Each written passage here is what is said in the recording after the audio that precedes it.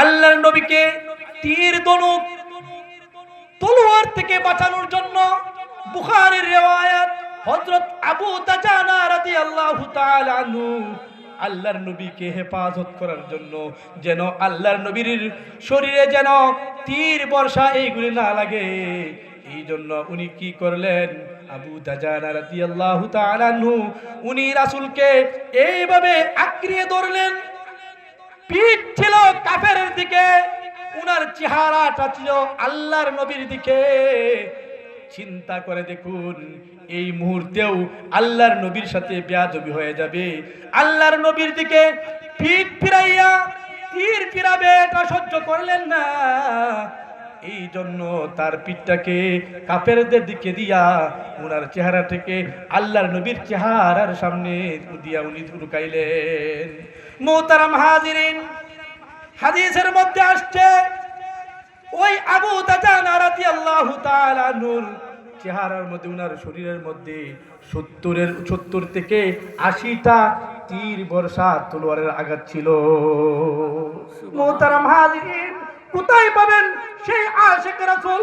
বর্তমান যুগে আমরা নিজেরা নিজেদেরকে আশিক রাসূল দাবি করি, আমরা নিজেরা দাবি করি আশিক রাসূল, তারাই ছিল প্রকৃত আশিক রাসূল। তো কু যাও মান কু যাও সুন্নতে আহমদ কুজা বা মুহাম্মদ কাইশাওয়াত নিসবত তোরা। আমরা যে মাহফিলে আসছেন সামান্য সময়, এই যে আল্লাহর ওলিদের দরবারে বসে থাকলে কি উপকার, কবি বলেন সুহবতে সালেহ তুরা সালেহ কুনাদ, সুহবতে তালেহ তুরা তালেহ কুনাদ।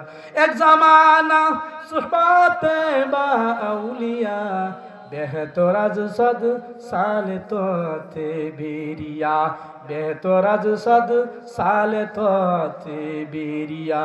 ইয়ারে বদ বদ তোর বুয়াদ আজ মারে বদ, হক জাতে পাকে আল্লাহু সামাদ।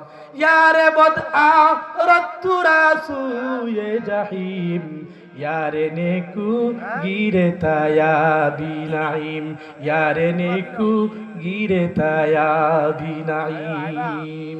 কবি বলেন, তুমি যদি সৎ ব্যক্তিদের সাথে চলো তাহলে তুমিও সৎ হয়ে যাবে, আর তুমি যদি বদকারের সাথে চলো তাহলে তুমিও বদকার হয়ে যাবে। এই জন্য আল্লাহর ওলিদের সুহবতে আমাদের জীবনটাকে যেন কাটাইতে পারি, সকলেই বলি আমিন। আমরা কেমন নবীর উম্মত